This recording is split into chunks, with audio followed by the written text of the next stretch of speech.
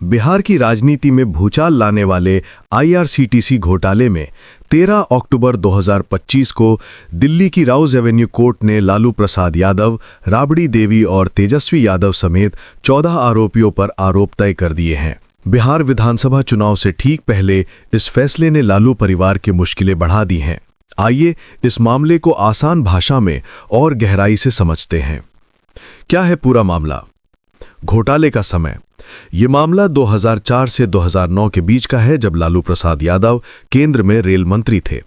मुख्य आरोप है कि रेलवे के 2 होटलों रांची और पुरी के रखरखाव का ठेका आईआरसीटीसी के जरिए एक निजी कंपनी सुजाता होटल्स को गलत तरीके से दिया गया था। रिश्वत का खेल। सीबीआई का दावा है कि इस ठेके के बदले में कंपनी के मालिकों ने पटना की एक बेहद कीमती 3 एकड़ जमीन लालू परिवार से जुड़ी एक कंपनी को बहुत कम दाम पर ट्रांसफर कर दी। जिस जमीन का बाजार मूल्य 94 करोड़ रुपए था, उसे महज 65 लाख रुपए में ट्रांसफर किया गया। कोर्ट ने क्या कहा और कौन कौन सी धाराएं लगी? कोर्ट की कड़ी टिप्पणी। अदालत ने माना कि पहली नज़र में सीबीआई के सबूत काफ़ी हैं, जिनसे पता चलता है कि एक बड़ी आपराधिक साजिश रची गई थी।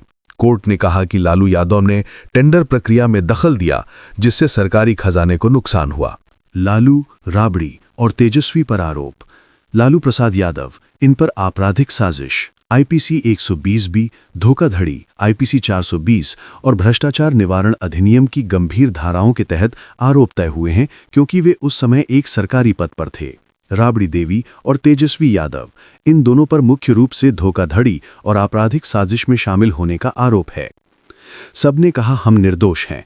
लालू परिवार समेत सभी आरोपियों ने आरोपों को नकारते हुए कहा है कि वे निर्दोष हैं और मुकदमे का सामना करेंगे।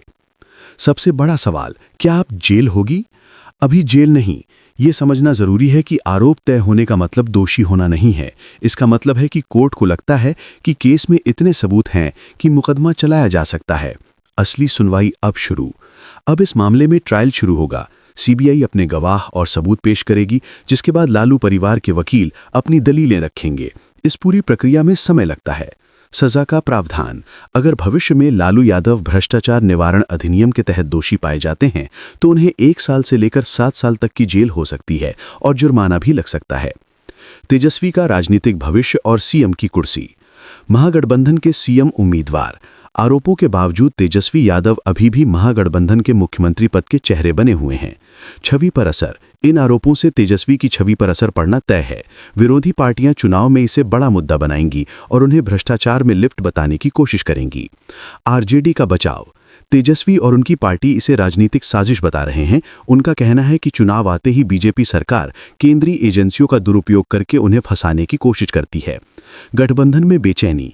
इस मामले के बाद संभव है कि महागठबंधन के सहयोगी दल जैसे कांग्रेस तेजस्वी की उम्मीदवारी को लेकर असहज हो जाएं और सीटों के बंटवारे पर नए सिरे से मोलभाव करें।